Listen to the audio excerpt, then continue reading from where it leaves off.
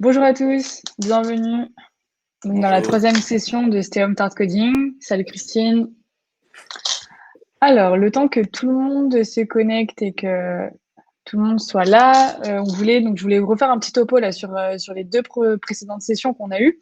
Donc, on a eu lundi la session de kick-off. Mercredi, on a vu ensemble comment on va conceptualiser une application, donc comment passer de l'idée à un prototype et du coup aux maquettes graphiques. Et aujourd'hui, le but, c'est vraiment de passer de ces maquettes graphiques au site internet codé en utilisant HTML, CSS. Donc aujourd'hui, on a Rémi, que je vous avais pas présenté lundi, et tout ça, il est venu un peu en mode surprise et c'est lui qui va faire la session d'aujourd'hui. Je sais pas, Rémi, si tu veux te présenter rapidement. Bah ouais, donc bonjour, donc, je suis Rémi, je suis la surprise de ce vendredi, quoi. Je suis programmeur en freelance depuis un peu plus d'un an. Je suis aussi prof au wagon, donc toujours en HTML, CSS. Et donc du coup, j'embête pas mal aussi les étudiants pour tout ce qui est question design. Voilà. Et sinon, voilà. Je sais pas quoi dire de plus. Avant Vous le wagon, peut-être. Avant le wagon, t'as fait Oui, quoi? alors avant le wagon, j'étais parti vivre un an à Taïwan où j'étais en fait architecte avant. Voilà. Je suis rentré en France et j'ai fait prof aux Beaux-Arts de design. Et puis tout ce qui était numérique, ça m'a tellement plu. Je me suis dit, bon, allez, let's go, lance-toi dans la programmation. Et voilà, et je ne suis pas déçu. Super. Ce que je vous propose, c'est qu'on rentre directement dans le vif du sujet. Je vais laisser du coup Rémi prendre la main, partager son écran et tout ça. Et moi, je serai là pour si jamais vous avez des questions. Donc, n'hésitez vraiment pas à les poser dans le Slack. Et du coup, je répondrai à tout ça. Ok, Voilà, allez, je prends la main. Merci Pauline. pas de souci. Alors, est-ce que vous voyez bien mon écran Ouais, on voit du bien. coup? Ouais. Ok, donc en fait, aujourd'hui, on va travailler. Hop, ouais, bon, vous avez un petit avant-goût. On va travailler sur Sublime Text. Ça va nous permettre du coup de coder. Donc du coup, je vais aller sur Figma. Je pense que vous avez déjà vu. Et en gros, donc j'ai pris un petit thème un peu sympathique du moment, surtout pendant et après confinement. Voilà. On va faire une page de présentation très simple. Donc au lieu de me présenter moi, vu que je viens de le faire il y a environ une minute, on va présenter donc Tom Nook. Ça va être super simple. On va faire un background, on va faire 3 éléments distincts. On va travailler sur les titres, les images, les couleurs. Enfin, il y a plein de choses à voir. Donc ça, c'est la maquette sur Figma. Donc, hop, je vais aller sur Sublime Text. Je ne sais pas si vous voyez bien. Je vais faire un nouveau dossier en fait sur mon écran d'ordinateur. Et je vais le renommer en appelant Tom Nook. Voilà. Hop, je transfère mon dossier dans mon Sublime Text. Et ici, en fait, je vais faire un premier nouveau fichier qui va s'appeler index.html. Donc en fait, .html, c'est pourquoi? C'est pour dire à notre navigateur qu'on va travailler sur du HTML. Le HTML, c'est Hypertext Markup Language. C'est pas grave si vous ne retenez pas, c'est comme les VHS, on les a utilisés pendant 30 ans et on ne sait toujours pas ce que ça veut dire. Voilà.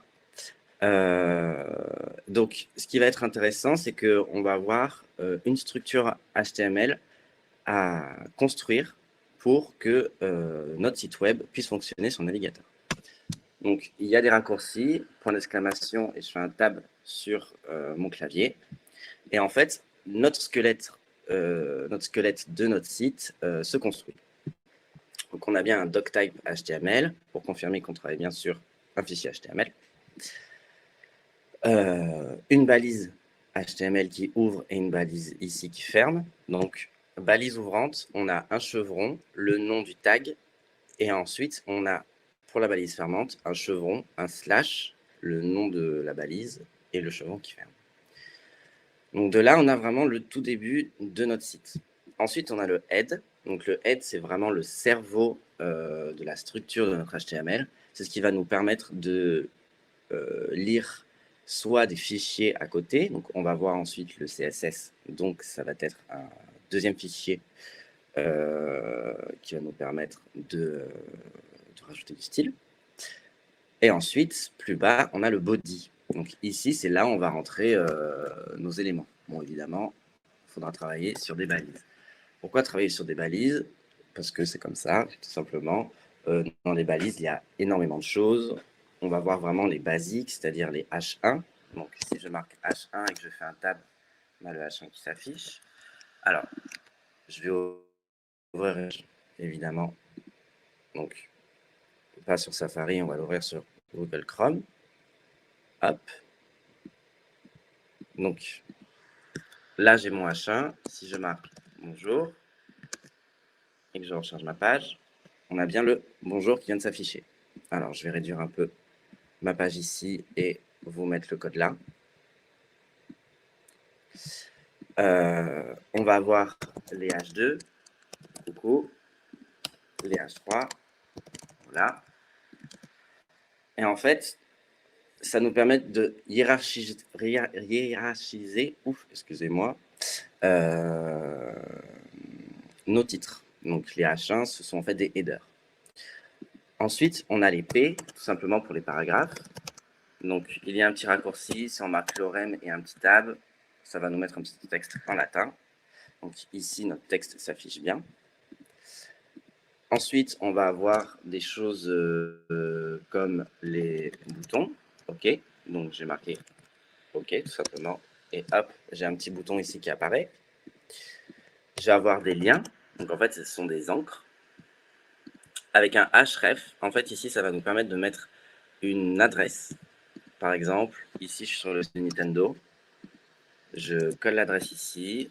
Mon lien, je l'appelle Nintendo. Excusez-moi, je suis un peu geek sur les bords. Je recharge et quand je vais cliquer ici, je vais bien sur le site internet en question.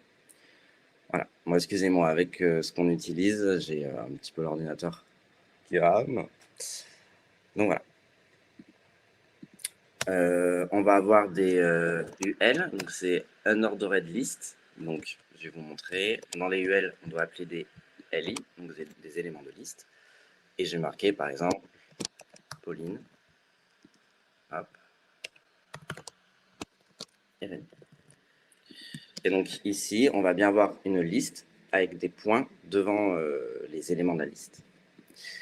Si je change mon UL en OL, donc Ordered List, bon bref, une liste ordonnée, hein, ça va me mettre un 2. Évidemment, ça va jusqu'à ce qu'on s'arrête. Donc ça, ce sont vraiment les bases des balises. Et donc, on va devoir construire notre maquette via ça. Donc, ensuite, on verra comment on va mettre du style. Mais avant tout, on va écrire le minimum. Donc, on va avoir un petit H1 où je vais marquer « Bonjour, je suis Tom Nook ». Donc, si je recharge la page, on a bien notre H1. Alors, il faut savoir qu'un H1, il n'y en a qu'un sur votre site. Voilà, c'est une convention, c'est par rapport à Google, au référencement, sinon vous êtes puni, entre guillemets. Donc, voilà.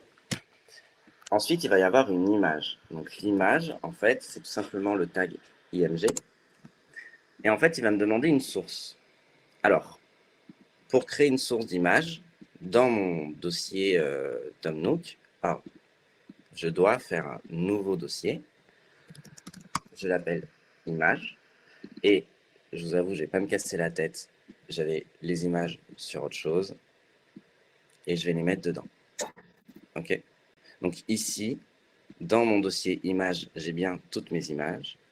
Et on peut voir sur Sublime Text que mon dossier images apparaît et que si je clique, on voit les photos. OK. Ce qui veut dire que ma source, c'est image slash et Tom Nook, c'est tom.jpg. Je vais peut-être un peu vite. Est-ce que quelqu'un a des questions? Alors, juste pour refaire un petit topo, parce que j'en ai eu plusieurs dans le chat. Bien sûr. Sublime Text, en fait, ça va être un éditeur de texte, mais pour le code. comme on utilise Word pour écrire dans un document, on va utiliser Sublime Text pour écrire du code. Et vous avez d'autres possibilités qui sont du coup VS Code, par exemple. On m'a parlé de Notepad aussi. Donc voilà, il en existe plein. Nous, on va travailler sur Sublime. C'est totalement gratuit. Vous pouvez le télécharger sur Internet. Et ensuite, au niveau de tout ce qui est tag, etc., il faut le voir un peu comme vous allez construire une maison. Et dans une maison, pour construire une maison, on a besoin d'un sol, on a besoin d'un toit, on a besoin de murs, on a besoin de fenêtres. Et du coup, chaque élément va avoir ses propres propriétés. Et en fait, ça va fonctionner comme ça également sur du code. C'est-à-dire qu'on n'a qu'un seul hachant, mais c'est-à-dire qu'on n'a qu'un seul toit, par exemple, sur une maison, ou qu'une seule porte d'entrée, mais on pourrait avoir plusieurs fenêtres, plusieurs canapés, etc. Et du coup, on a plusieurs H2, plusieurs H3, plusieurs P derrière qui découlent de ça. Et je crois que c'était à peu près tout. Y a-t-il un dictionnaire de tout ce qui est expliqué là? Oui, en fait, on va vous envoyer. Alors, il ne faut pas trop aller sur la 3W3 School. Il existe des meilleures références, on vous en donnera. Et moi, je vous passerai comment ça s'appelle? Les slides en fait qu'on déroule pas là parce qu'on n'a pas le temps pendant 1 heure, mais je vous les communiquerai après sur Notion où vous aurez tous les éléments, comment on appelle ces éléments-là, etc. Donc sans aucun problème, on vous communiquera tout ça. Et la meilleure documentation pour trouver de l'info, c'est développeur.mozilla.org. Et en fait, vous allez vraiment tout retrouver là-dessus. Voilà. Donc, je vous mets le lien ici pour que vous voyez un peu à quoi ça ressemble. Grosso merdo, c'est vraiment oui, une sorte de gros dictionnaire où en fait vous allez vraiment pouvoir trouver tout ce que vous voulez. Par exemple, quand vous allez travailler en CSS, donc c'est-à-dire que vous allez travailler en cascading style sheets, donc vous allez voir après. Par exemple, si j'ai envie de travailler sur mes backgrounds, en fait, en tapant MDN background, je tombe directement sur la bonne documentation. Et en fait, ici, je vais avoir des exemples de ce que je vais pouvoir faire. Donc, par exemple, en appelant mon background et en mettant green, en fait, je vais pouvoir mettre un fond vert. En mettant un radial gradient, je vais pouvoir avoir ce radial, du coup, ce gradient plutôt, excusez-moi, coloré. Donc, en fait, voilà. Donc, les exemples ne sont pas du tout sexy. Voilà. Donc, désolé d'employer ce terme, mais c'est un terme qu'on utilise beaucoup en design. Parce que le terme beau et design ne se disent pas. Donc on emploie le terme sexy. Voilà, pourquoi pas, de toute façon ça parle à tout le monde. Donc les exemples ne sont pas les meilleurs, mais en tout cas ils sont très parlants et vous allez vraiment avoir beaucoup d'aide. Quand vous êtes perdu, c'est vraiment votre meilleur ami, quoi. Ok, donc je passe à la suite. On est bon. Ok, donc là, je suis dans mon body, j'ai fait mon petit H1, j'appelle mon image. Donc, je sauvegarde, ok, et quand je recharge, mon image, elle est bien ici. Alors, il faudra faire attention quand on travaille sur Sublime Text, par exemple, je vais mettre un H2 en disant allez, bienvenue sur votre île. Ok. Ici, on peut voir en haut qu'il y a un point orange. Alors, je suis daltonien, c'est pas très pratique, mais je crois bien que c'est la bonne couleur. Ça veut dire que vous n'avez pas sauvegardé. Donc, en gros, ici, je recharge ma page et ça ne se fait pas automatiquement. Donc, Sublime Text, comme d'autres logiciels, sont super bien, dans le sens où vous pouvez télécharger des plugins qui vous permettront en fait d'avoir des chargements automatiques, soit quand vous sauvegardez, ou alors des sauvegardes automatiques si vous tapez ne serait-ce qu'un espace blanc. Okay. Et donc, du coup, ça vous permet vraiment d'avoir un éditeur de texte très poussé. Donc là, j'ai bien sauvegardé, je recharge, on a bien notre petit H2. Ensuite, on va rajouter un lien. Donc ce lien renverra chez Nintendo. Voilà. Et évidemment, ce lien, on va dire que c'est commencer par ici. Donc là, on est d'accord, le site, notre petite page de profil dédiée à Tom Nook, mais clairement, c'est une page Wikipédia de 95, quoi. C'est encore moins vivant, encore plus plat. Mais c'est vraiment comme ça qu'on va d'abord construire notre site. On ne va pas se lancer directement dans le design. Justement, la maquette qu'on peut faire via Figma nous permet vraiment de prendre le temps et de se dire que bah oui, on peut se lancer dans notre site sans même avoir encore les couleurs, la bonne police, les bons formats. C'est vraiment une sorte de croquis, de brouillon de ce que vous faites, de ce qui va arriver. Ensuite, on va avoir un second H2. Donc, ce sera la partie, hop, je retrouve mon petit Figma ici, mon travail. Hop, est-ce que je ne m'embêterai pas à faire des copier-coller? Allez, faire le petit copier-coller. Donc, mon travail. Et ensuite, je vais mettre un P. Et ici, je m'occupe de vous donner des missions. Pareil, on va faire un deuxième H2. Et cette fois-ci, c'est celui-là. Hop. Donc, New Horizons. Je fais mon P. Et voilà. Donc là, on a, grosso merdo, notre site de construit. Donc, maintenant, on va un peu plus accentuer le travail sur notre aide. C'est-à-dire qu'à partir de là, on va vouloir lire du CSS, donc la partie design, qui va être un autre fichier. On va aussi changer de police, donc on ira sur Google Font. Donc, dans mon aide, je dois avoir un... Donc, comme vous avez vu, ça je ne vous l'ai pas dit, je ne vais pas montrer, mauvais professeur que je suis. En fait, ici, vous avez dans le titre document. En fait, le titre document, c'est ce qui va se retrouver sur l'onglet. Donc, en fait, ici, je vais l'appeler Tom Nook, je vais sauvegarder, et ça apparaît bien dans l'onglet.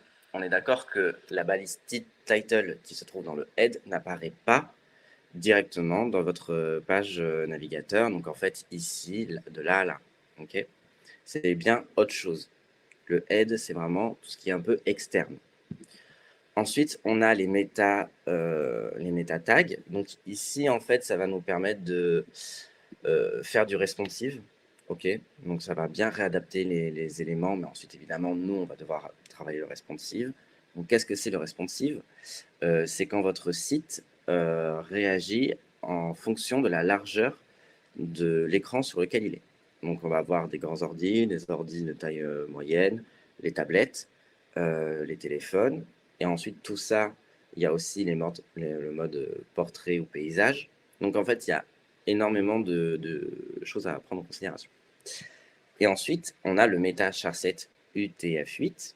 Donc, ce méta est très important car si on ne l'a pas, les accents ne vont pas apparaître. Parce que donc, dans la langue française, on a je ne sais pas combien d'accents pour et. On en a 3. 2, 3. Et du coup, le charset UTF-8, ça va permettre de bien lire l'alphabet européenne, du coup, pour le coup.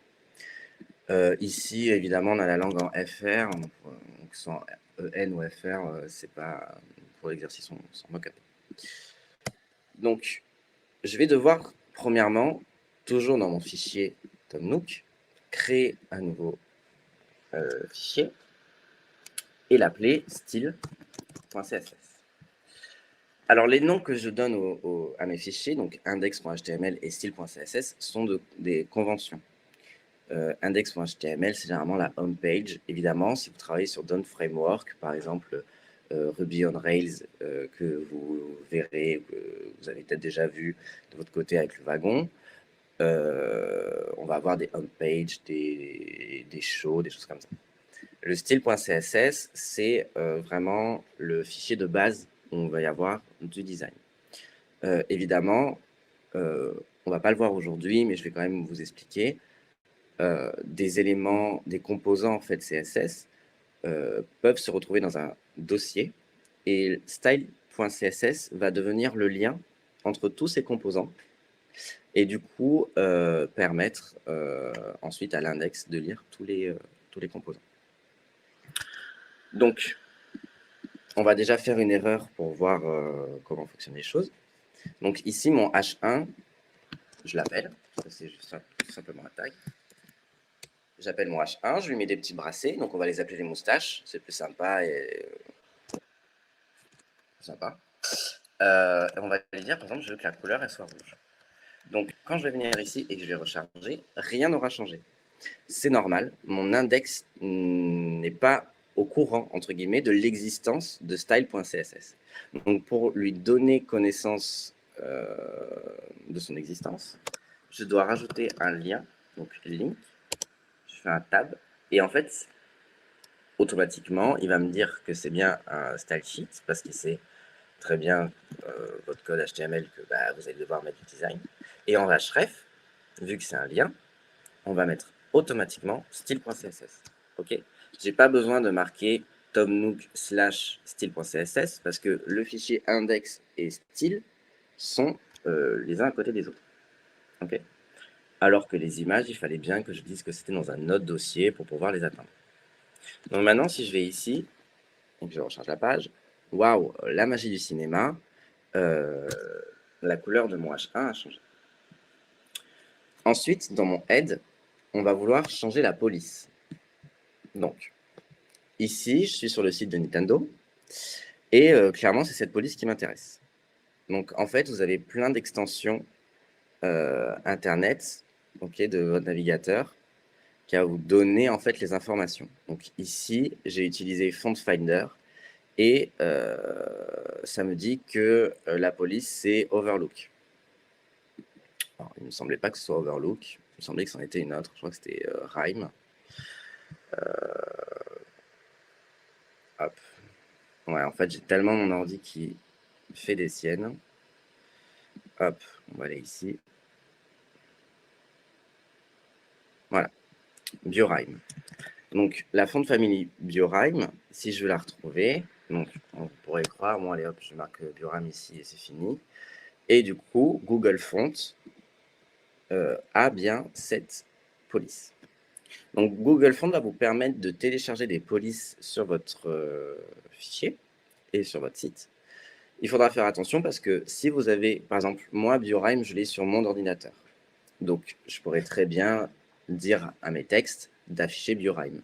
Le problème, c'est que si Pauline n'a pas BioRhyme sur son ordinateur, quand elle va aller sur le site, elle aura par défaut, elle aura en police la police par défaut qu'elle a sur son ordinateur.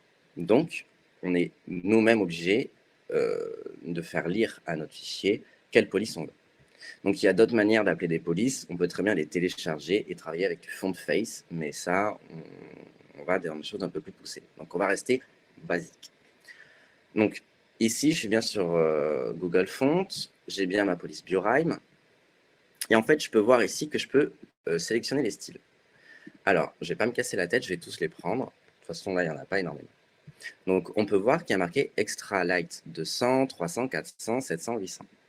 Donc là, vous avez le rendu de ces polices.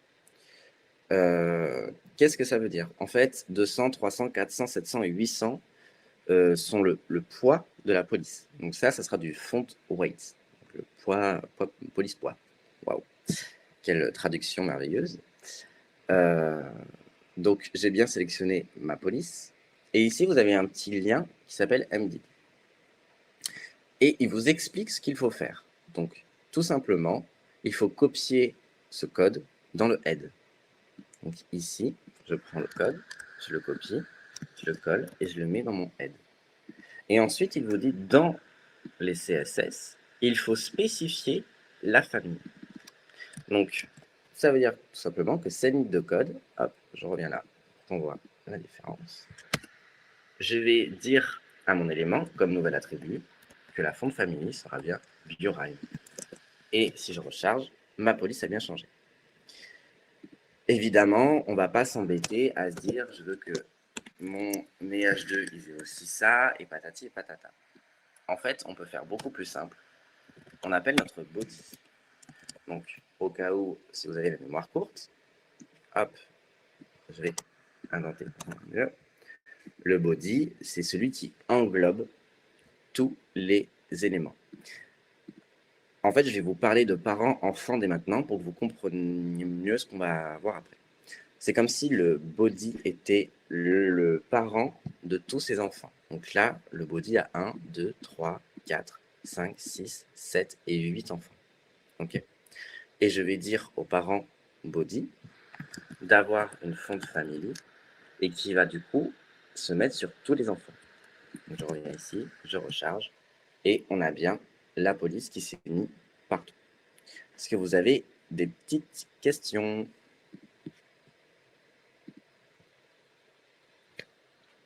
Pas spécialement.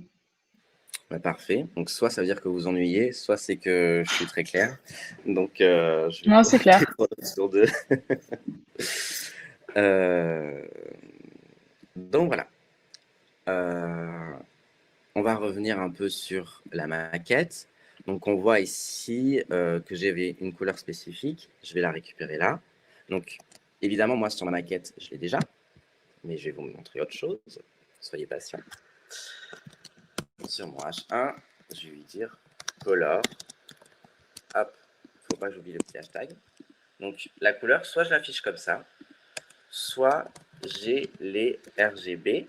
Ok, donc RGB, c'est red, green, blue. Donc, je vais vous montrer un exemple. Je vais enlever celle-là pour le moment. Hop.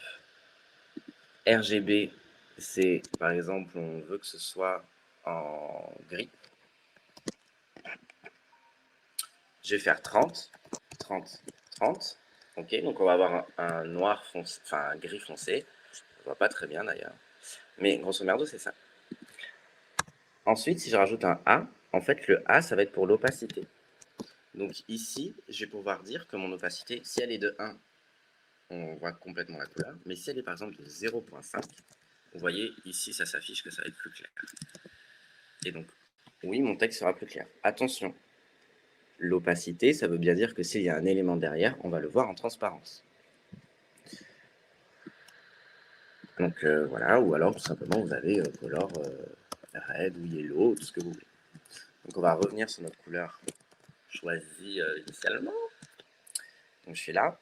Mais je pourrais très bien dire aussi, grâce à une autre extension qui s'appelle Colorzilla, je vais ici, je fais Color Picker, enfin Pick the Color.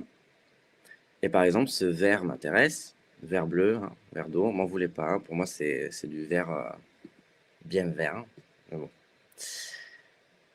Hop, je retourne ici et je vais là. Ok. Et je vais dire, par exemple, je veux que tous mes H2 aient cette couleur. Et donc, vous avez vu, tous mes H2 ont bien changé de couleur. Et ensuite, il nous manque nos paragraphes. Ok. Et je ne sais plus de quelle couleur ils étaient. Bah, vert aussi, mais du coup, on va leur prendre ce bleu. On va inverser parce qu'on est fou. Voilà, clairement, on a peur de rien. On va faire ça. Et ensuite, on va avoir notre lien. On va lui mettre une couleur d'eau, pas se casser la tête.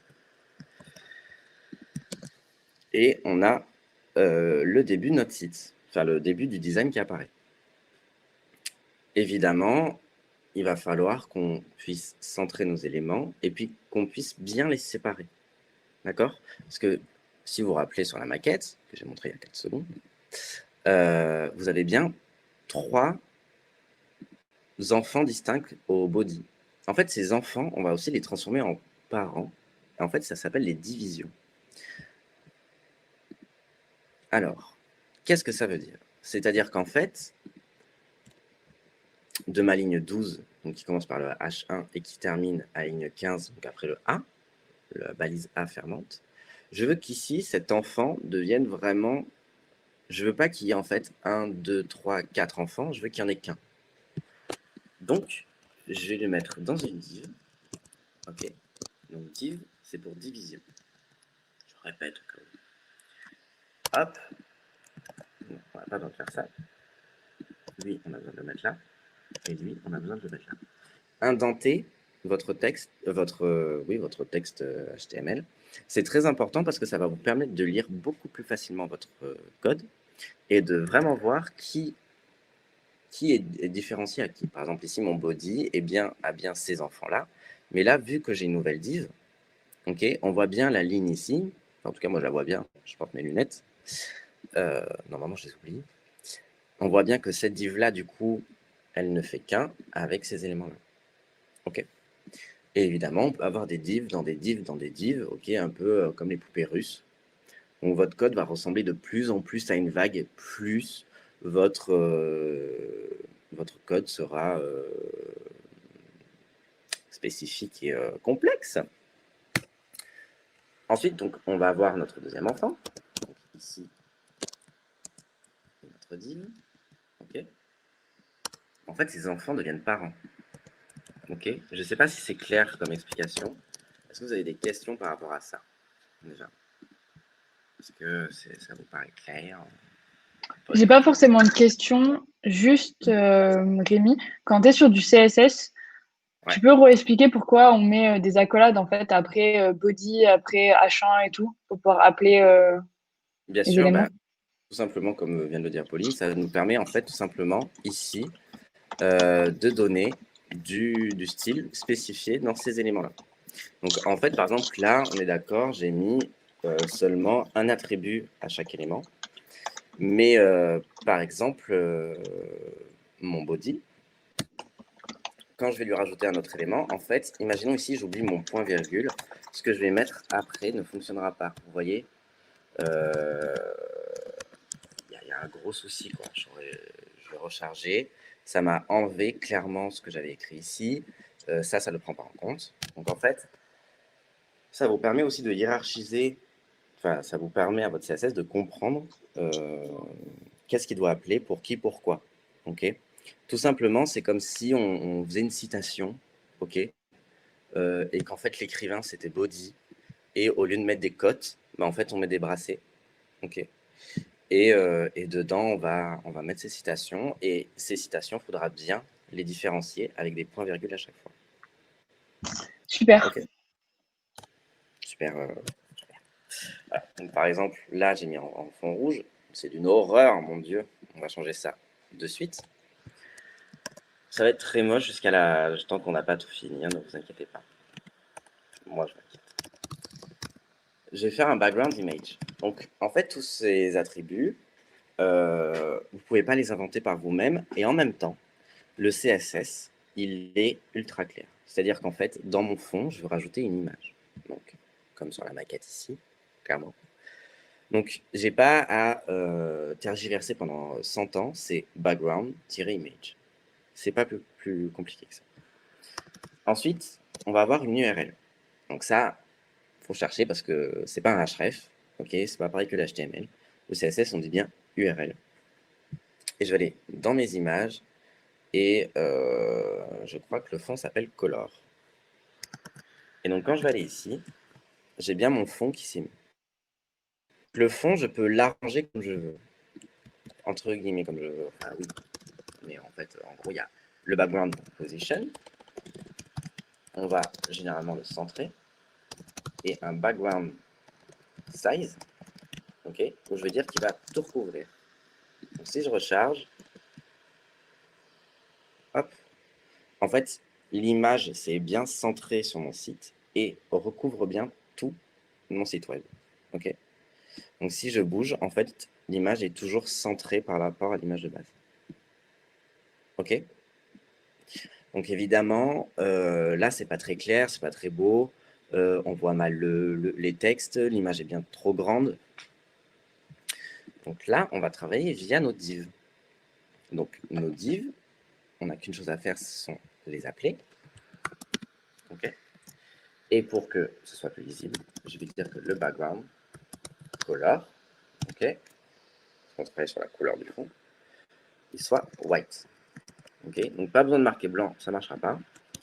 Je pourrais très bien mettre aussi mon petit hashtag avec FFFFF, ok, ou en RGBA, enfin en RGB avec 255, 255, 255. Hop, donc là, j'ai mes divs qui apparaissent. Donc, elles sont vraiment trop grandes. En fait, là, elles prennent 100% du body, parce que le body a automatiquement des petites marges qu'on peut enlever. Margin 0. Vous allez voir, hop, ça touche bien le bord. Donc là, je veux que mes éléments, enfin que mes divs, elles prennent pas 100% de la page. Donc, c'est en anglais. La largeur, c'est width, ou width, Hein, voilà, si vous avez un mauvais accent et que, voilà, comme moi, je veux dire width. Et soit vous allez travailler en pixels, donc je vais dire par exemple, je veux qu'elle fasse 500 pixels de large, et donc elles font bien toutes 50 pixels de large. Et donc, si je bouge ma page, elles sont toujours à 500 pixels. Okay. Soit je vais dire, je veux qu'elle fasse 50% de la largeur de ma page. Donc, si je recharge, là, elles sont à la moitié. Et là, vous voyez le fond blanc. Donc, évidemment, l'image est bloquée, donc il va falloir faire le travail.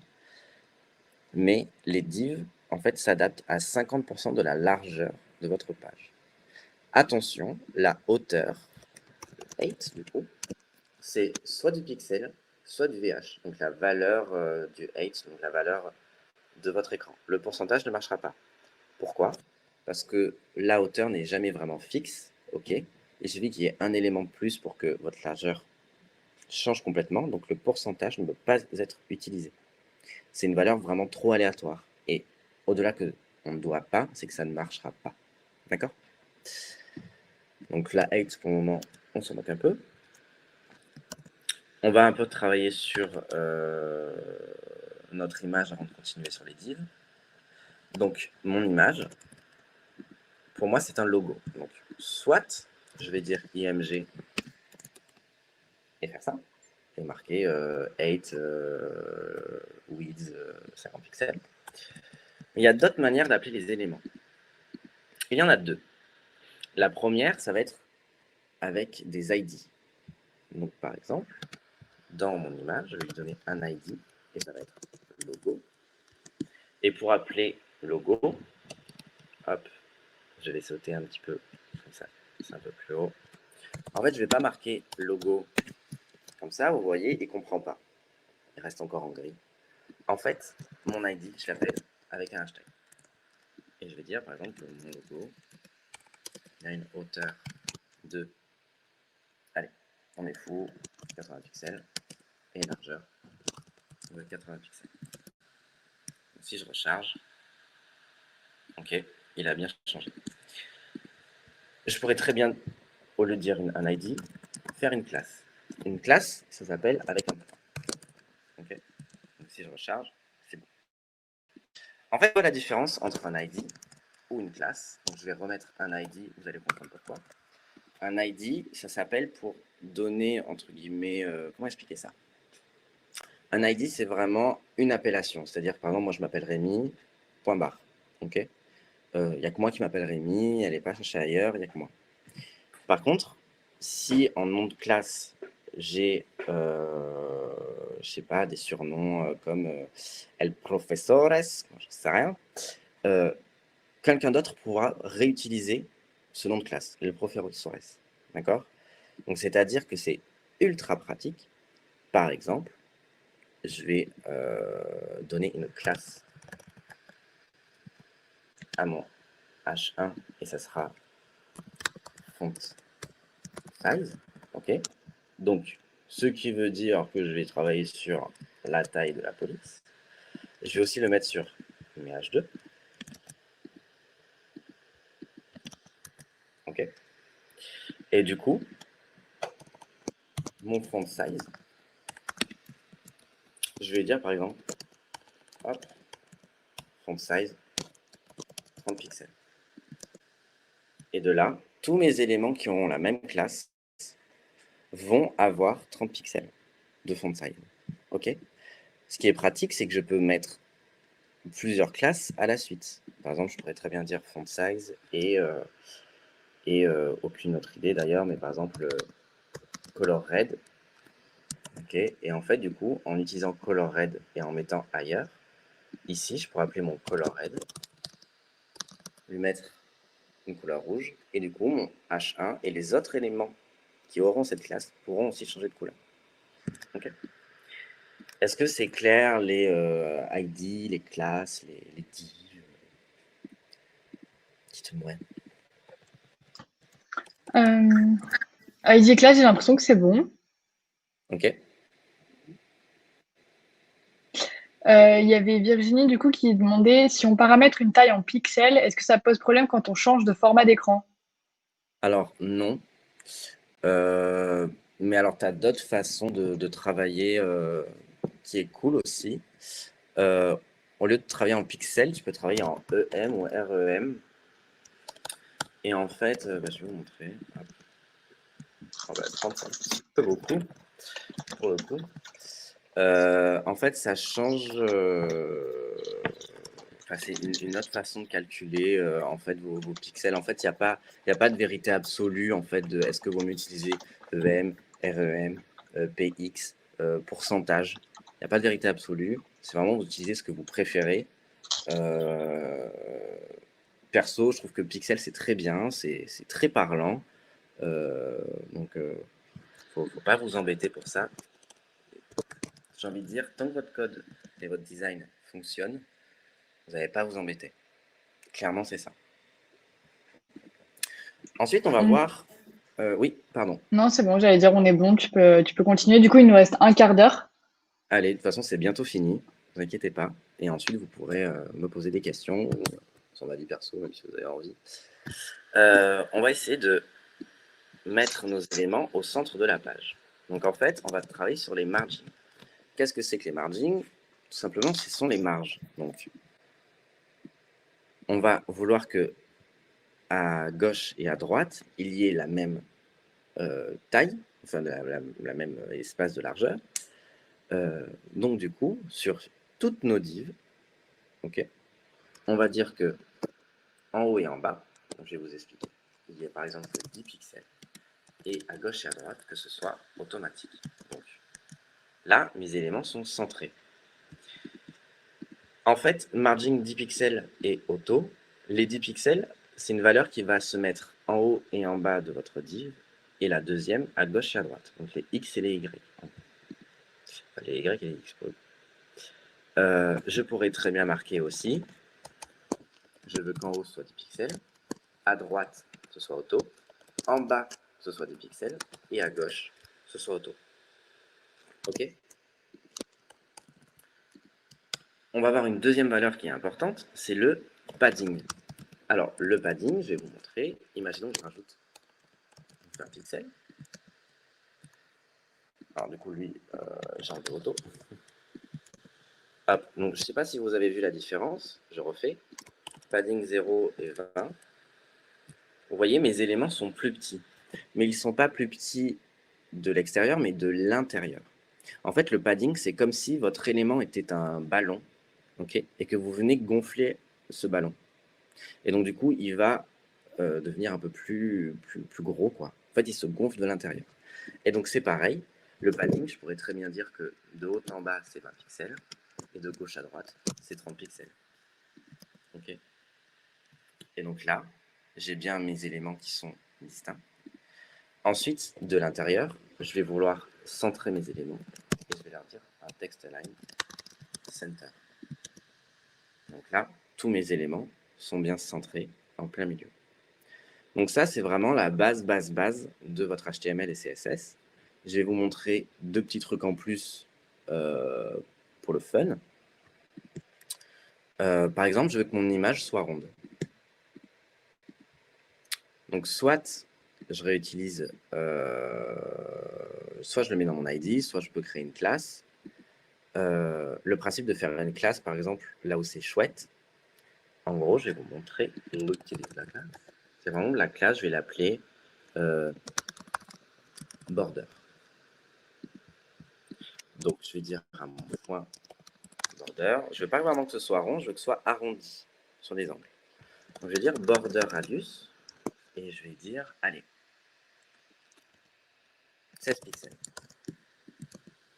Donc, si vous voyez bien, ça a presque une forme d'application sur iPhone ou quoi. Et en fait, je vais vouloir qu'il y ait une unité sur mon site. Donc, je vais aussi casser les angles de mes divs. Donc, du coup, qu'est-ce que je fais? La classe border, je la rajoute à toutes mes divs. Donc, je prends ma classe ici. Et à cette div, je mets border. À cette div, border. Et à cette div, border. Et si je recharge, tous mes éléments sont bien arrondis. Ensuite, on va vite finir ce petit bouton qui clairement ne ressemble à rien. Donc, alors, c'est pas un bouton, c'est un lien, c'est un A, c'est une encre. Ok. Je pense que je l'ai appelé plus haut, donc on va la finir ici. On va lui mettre un background color. Ok. On va le mettre red. On va lui faire le border, on va le rajouter nous directement ici. Donc notre petit A est là. Ok. Donc si je recharge, on a ici, on a ça. Comment on fait pour que ce soit moins collé et du coup mieux notre élément? C'est de l'intérieur, on va rajouter du padding. Donc de haut en bas, on va mettre, allez, max 5 pixels et de largeur 8 pixels. Ok, donc ça va être assez costaud. Voilà. Largement suffisant. Ensuite, ce petit soulignement, on ne le veut plus. Donc, on va appeler un text decoration, on va dire none. Ok, donc si je recharge, le soulignement n'existe plus. Text decoration, il y en a d'autres. Vous pouvez justement, des éléments qui ne sont pas soulignés, les souligner avec text decoration, underline. Ok. Et ensuite, à ce petit A, ce qu'on va faire, c'est qu'on va lui mettre une opacité de 0,7. Donc, 0,7 suffit à dire 0,7. Et ensuite, je vais appeler mon A, je vais mettre du over et je vais dire opacité. Qu'est-ce que c'est que ce 2 points over? C'est-à-dire que quand je vais survoler avec ma souris mon élément, il va avoir d'autres attributs CSS. Exemple, du coup, là, mon bouton n'est pas 100% affiché au niveau de son opacité. Par contre, quand je viens survoler, on le voit. Évidemment, je peux aller plus loin. Je pourrais très bien dire que le padding, il est de 10 pixels et ensuite 15 pixels. Ok. Waouh, c'est magique. Évidemment, c'est pas très sexe non plus. Pourquoi? Enfin, très sexy. Parce qu'il n'y a pas de transition. Et la transition va être ultra bien pour avoir quelque chose de plus fluide. Donc, on fait environ une demi-seconde de transition. Je recharge et hop, j'ai mon élément qui s'affiche par une sorte de petite animation facile à faire. Voilà. Alors, est-ce que vous avez des questions? Qu'est-ce que vous n'avez pas compris? Est-ce que vous avez passé une bonne journée? Je suis là pour vous écouter.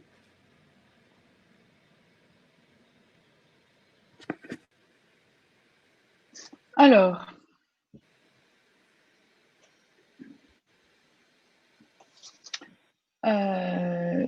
tout compris, mais pas sûr de tout retenir. C'est normal.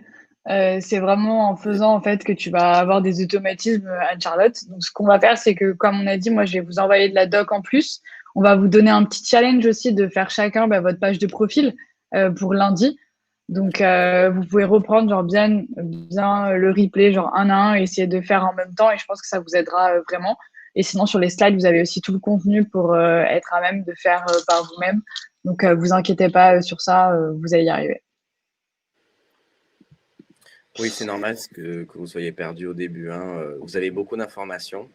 Et en fait, pour moi, aujourd'hui, c'est du par cœur, mais c'est de l'entraînement, quoi. Tout Mm. simplement. Est-ce que Marion qui pose une question, y a-t-il des limites au HTML et CSS ou est-ce qu'on peut théoriquement tout faire, les animations, les overlays, etc. Euh, Aujourd'hui, j'ai envie de dire, je pense qu'il y a beaucoup moins de restrictions qu'il y a ne serait-ce que 4-5 ans. Tout ce qui est animation, en fait, le langage CSS évolue de jour en jour, comme le langage HTML. Et au niveau de l'animation, alors oui, on sera toujours un peu bloqué pour de très très grosses animations que vous pouvez voir sur certains sites. Mais clairement, pour faire ne serait-ce qu'un site un peu à la Apple où quand vous scrollez, vous avez un téléphone qui tourne en même temps, avec du CSS, c'est possible. Tout simplement avec l'attribut animation. Voilà, regardez, je marque animation. En fait, ils font un nom, une duration, des choses comme ça. En fait, tout ça, vous allez pouvoir vous le gérer sur le CSS. Alors, ce sera toujours mieux d'utiliser du JavaScript pour les animations ou d'autres, hein, comme React, qui en fait sont un autre langage de JavaScript presque. Mais le CSS ne va pas vous bloquer à 100%. Mais ce sera toujours mieux d'avoir plus. Peut-être montrer juste l'inspecteur sur Internet. Je pense que ça peut être intéressant aussi parce que du coup, vous pouvez, il existe un petit truc de développeur où on peut aller voir en fait comment les sites sont conçus, quelle a été leur structure HTML et quel type de design ils ont appliqué dessus, donc quel CSS. Donc peut-être Rémi, si tu veux montrer ça, notamment parce qu'il Ouais. y a une personne qui demande à quoi correspond exactement le padding et les margins, et du coup avec l'inspecteur, on le voit assez facilement, je trouve. Ouais, alors, là, vous voyez, alors excusez-moi, mon ordi, il rame un peu. Donc là, j'étais en version responsive, version mobile. Donc là, j'aimerais qu'il se réaffiche de manière normale. Donc en fait, ici sur le site, là, quand j'ai fait inspecter, je peux voir en fait toutes mes divs, enfin toutes mes divs, leurs divs pour le coup, les H2 et compagnie. Et en fait, là, si vous voyez en bas de l'écran, vous avez la taille des éléments, le padding, combien il y a autour. Oh, bah, il disparaît. Petit coquin. Ah, attendez. Hop, on va prendre quoi comme élément? Est-ce qu'on prendrait pas... On va prendre ça. Ok, là, regardez, je prends un A.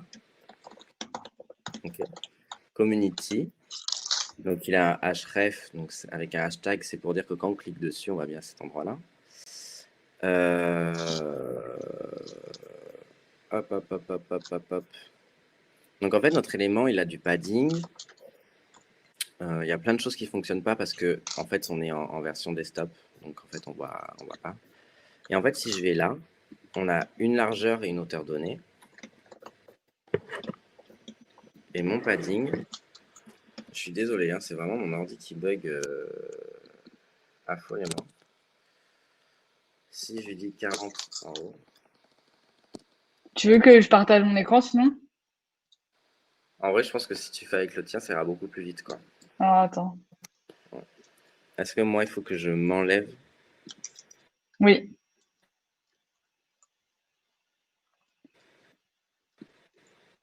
Hop.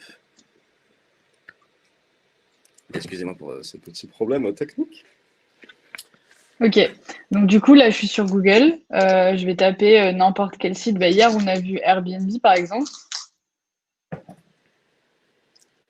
Et en fait en allant dessus, comment je fais pour accéder à l'inspecteur? Donc Dan il disait F12. Donc je savais même pas qu'il y avait ça, mais effectivement ça doit être possible. Ah ouais, super, j'ai appris un raccourci. Sauf que ça me met sur Network. Comment je fais pour revenir sur... Euh, Ouais, clique sur le petit élément pour... Bon, on va faire ma manière de faire. Hop là, inspecter. Donc c'est clic droit à inspecter. Et en fait, voilà, bon, c'était là en fait, c'est juste que je le vois pas à droite. Et en fait, ici, il y a un petit élément en haut à gauche comme ça qui ressemble à une petite souris. Et en le sélectionnant, ça nous permet de sélectionner des éléments de design. Notamment, en fait, tous les éléments. Et on voit comment ils sont conçus. On voit du coup quels ont été les divs, quels sont les éléments parents, les éléments enfants. Enfin, c'est hyper intéressant.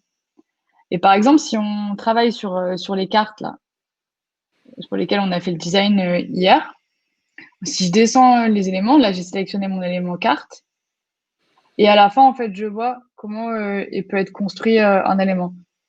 Donc le padding, la border, la margin. Donc en fait, la margin, c'est vraiment l'extérieur et le padding, ça va être à l'intérieur de l'élément.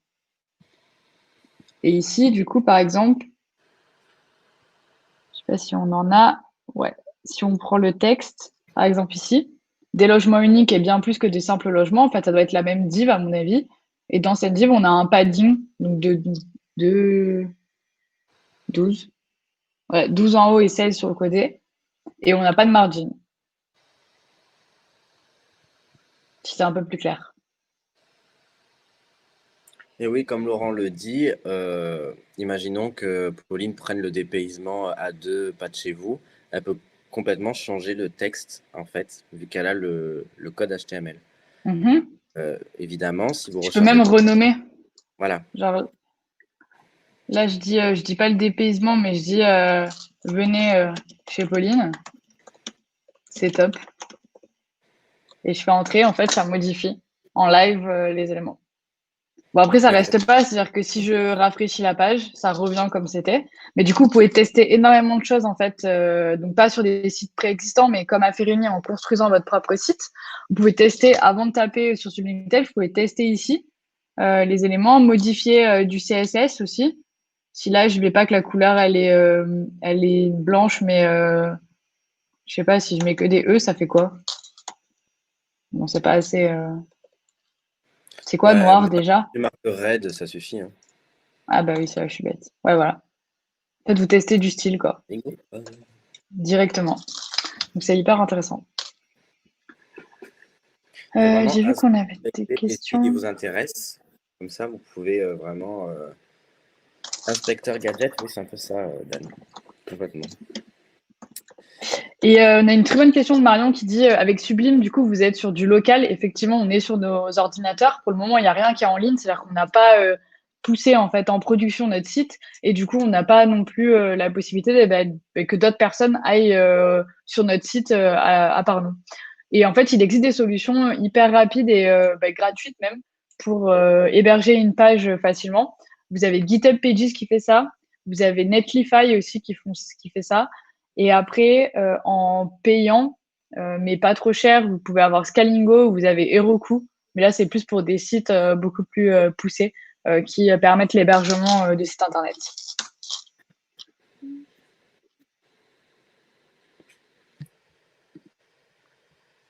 Voilà. Écoutez, je pense qu'on peut s'arrêter là pour aujourd'hui, à moins que vous ayez d'autres questions. J'essaye de enlever le partage d'écran. Hop là, voilà. Donc, super. Ce qu'on fait, c'est que comme pour Figma, je vous envoie là par Slack de suite après le contenu qu'on a déroulé aujourd'hui. Tout est mis à jour sur la fiche pratique. Et je vais vous envoyer aussi un petit élément qui ressemble à... Il faut juste que je le retrouve. Des petites secondes. Hop. Je vous repartage juste l'écran pour vous montrer. Hop. En fait, je vais vous envoyer ce petit site qui permet du coup, c'est une page en fait qu'on a conçue et qui explique vraiment tout le setup de comment coder sa première page web. Donc comment j'ouvre mon Sublime, comment j'intègre des images, etc. Et en fait, vous pouvez même copier-coller des éléments là et après vous le styliser comme vous voulez. Donc je vous enverrai cette page là et je vous propose de partir de cette page là pour créer votre propre page web. Et après, ce que vous pouvez faire, c'est faire une capture d'écran et nous l'envoyer sur Slack. Ça sera cool de voir les réalisations de chacun. Si ça vous va, on peut faire ça. Hop là. Voilà. Bon, bah, passez une bonne journée. Et on se retrouve du coup lundi. Donc, à partir de la semaine prochaine, on va rentrer un peu plus dans le code. Et notamment avec un langage de programmation, donc back-end, donc qui est Ruby. Donc là, on va voir la partie un peu plus logique d'une application. Voilà. Donc, passez une bonne journée et voilà, on vous laisse continuer par vous-même. Si vous avez des questions, n'hésitez pas à nous les poser sur Slack. Au revoir. Passez une bonne journée, au revoir.